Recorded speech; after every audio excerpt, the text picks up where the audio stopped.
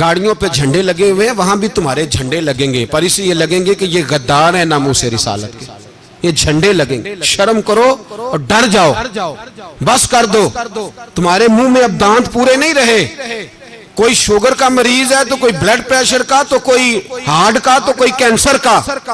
شرم کرو اور اپنی قبر کی بھی تھوڑی سی فکر کرو۔ بتاؤ پاکستان کے کتنے صدر گزرے، وزیر اعظم گزرے، تو ان کی قبریں کہاں ہیں؟ کوئی جاتا ہے ان کی قبروں پہ؟ کسی کو خبر ہے؟ کیوں اپنے لیے جہنم کٹھی کرتے؟ سارا کچھ دنیا داری رہ گئی ہے، سارا کچھ صرف یہی رہ گیا۔ حضرت ابو بکر سردار تھے، حضرت عمر سردار تھے قبیلے، حضرت عثمان سردار تھے، انہوں نے سرداریوں کو ٹھوکر مار کے رسول اللہ کے قدموں میں بیٹھنا پسند کی، سرداریاں چھوڑ کے غلام بن گئے۔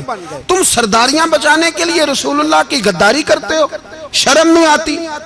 اور قوم شکوہ ہے مجھے ان لوگوں سے جو مولوی تو کہہ دیتے ہیں تو سیاست نکار، اور کسی سیاست دان کو منع نہیں کرتے کہ جب تجھے سورت فاتحہ بھی نہیں آتی تو تجھے کس نے اجازت دیا اتنی بڑی بات؟ اور میں نے پچھلے سے پچھلے جمعے بھی کہا تھا، پھر کہتا ہوں اور آن دی ریکارڈ کہتا ہوں، مرزائی کل بھی کافر تھے، آج بھی کافر، اور قیامت تک، اور جو ان کے کفر میں شک کرے وہ بھی، اور پکا بے ایمان ہے، کافر ہے، وہ وزیر قانون ہو یا صوبائی ہو یا وفاقی ہو۔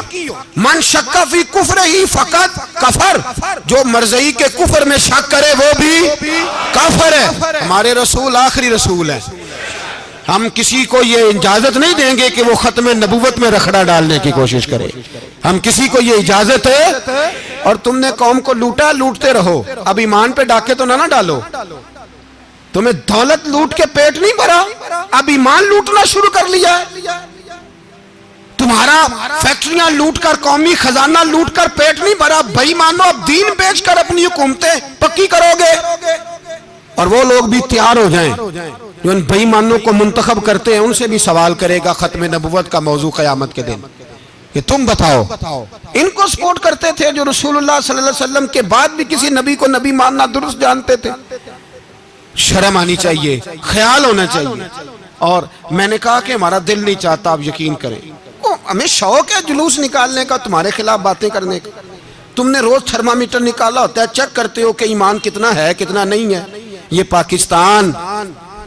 پاکستان اگر صوبہ سندھ ہے تو وہ حضرت عبداللہ شاہ غازی کا ہے، اگر بلوچستان ہے تو حضرت بابا عبد الرحمان کا ہے، اور اگر پشاور ہے تو وہ صوفیاء کا ہے، اور اگر یہ دھرتی پنجاب ہے تو یہ داتا علی اجویری کی ہے، یہ بابا فرید الدین کی ہے۔ اس میں کسی غدار کو قبضہ کرنے کی اجازت بالکل نہیں ملے گی۔ اور ہم وہ لوگ بھی نہیں جو چپ کر کے اندر سوتے رہیں، قوم جو کرتی ہے کرتی رہے، ہمیں پرواہ نہیں، نا ایسی کوئی بات نہیں۔ کوئی بندہ نہ سمجھے کہ انہیں ہوش نہیں، انہیں پتہ نہیں، ہمیں سارا کچھ ہی آتا ہے۔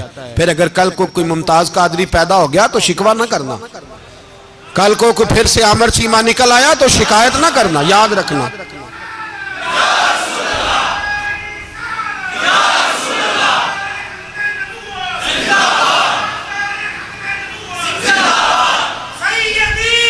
تو میرے بھائی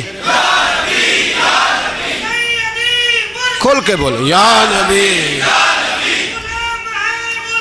رسول کے صلی اللہ علیہ وسلم۔ تو یہ مشورہ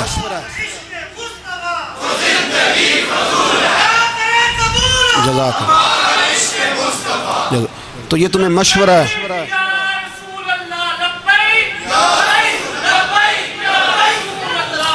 میری بات سنیں، یاد رکھیں، یہ لوگ بعد میں پچھتاتے ہیں، پھر مناظرے کراتے پھرتے ہیں، اس نے صحیح کیا کہ غلط کیا، پھر انہیں ہوش آتی ہے بعد میں، پھر ان کے حوارے نکل کے میدانوں میں دلیلیں دیتے ہیں۔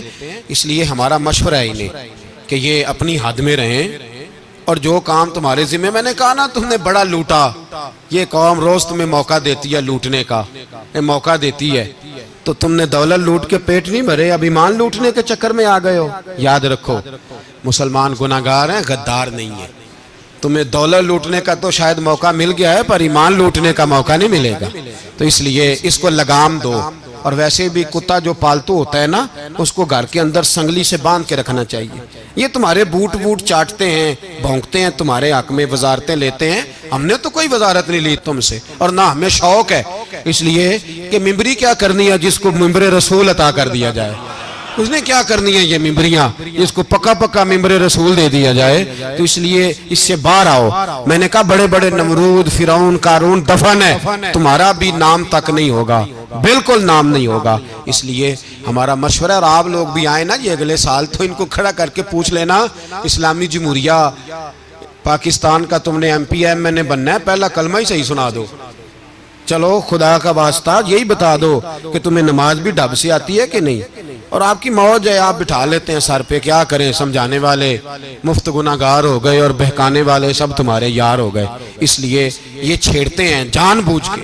اور پھر جب کوئی ممتاز قادری علیہ رحمہ پیدا ہوتے ہیں پھر انہیں دشواری ہوتی ہے، پھر ان کا جینا مشکل ہو جاتا ہے. یہ موقع دیتے ہیں، پتہ نہیں کس کے ایجنڈے پہ عمل کر رہے ہیں. میرا سوال یہ ہے، میں نے پچھلے جمعے پھر میرا سوال ہے کہ میں پوچھتا ہوں اس آدمی کو ضرورت کیا ہے ختم نبوت پر بات کرنے کی؟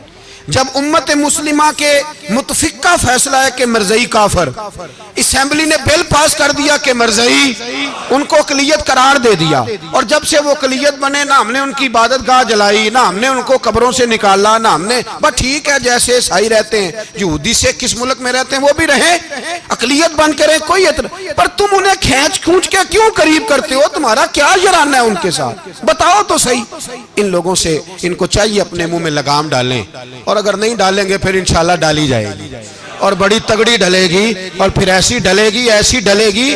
سلمان تاثیر جب مرا تھا نا تو 5-5 لاکھ روپیہ مولویوں کو آفر کی جنازہ پڑھاؤ. 5-5 لاکھ روپیہ چھوٹے چھوٹے مولویوں کو. اور داتا صاحب کی مسجد کے خطیب بھی صوبائی جو تھے وہ خطیب تھے، ملازم تھے. انہوں نے کہا کہ ایمان نہیں بیچنا، نکالنا نوکری سے تو نکال دو. اور بادشاہی مسجد کا مولوی جس کا پتہ نہیں چلتا کبھی کدھر چلا جاتا ہے کبھی کدھر، یہاں تو وہ بھی کھڑا ہو گیا. اس نے کہا نا ایمان نہیں بیچنا. گورنر ہاؤس کی مسجد کا امام کہنے لگا کہ بخشا جانا نہ جانا یہ تو رحمت الہی کا معاملہ ہے، پر اتنا گندا جنازہ نہیں پڑھنا، اتنا گندا جنازہ نہیں ہم پڑھیں گے. مرنے کے بعد تمہارے جنازے نہیں پڑھے جاتے، تمہاری قبریں خراب ہوتی ہیں. کدھر ہیں تمہاری دولتیں؟ اور وہ مولوی آج تک پتہ ہی نہیں کدھر گیا جس نے اس غلیظ کا گندا جنازہ پڑھایا. تو بھائی اپنی قبر حشر کو، جب جہاں تمہارے جنازے نہیں پڑھے جا رہے تو وہاں تمہارا کیا حال ہوگا. اس لیے ان لوگوں کو چاہیے کہ اپنی زندگی اس طرح گزاریں کہ کچھ نہ کچھ منہ لے کے سرور کائنات کے پاس چلے جائیں، ورنہ ایسا نہ ہو کہ یہاں بھی پھٹکار اور وہاں بھی پھٹکار. اس لیے ہمارا مطالبہ ہے حکومت سے کہ شرم کرو، اور ایسے بے ایمانوں کو، کالے ناگ جو تم نے بھرتی کی ہوئے ان کو نکالو، اور اگر تعریفیں کروانی ہو، تلوے چٹوانے ہو تو اندر کمروں میں ان سے چٹوا لیا کرو. ان سے کہو کہ یہاں ہماری نوکری کرو، باہر نکل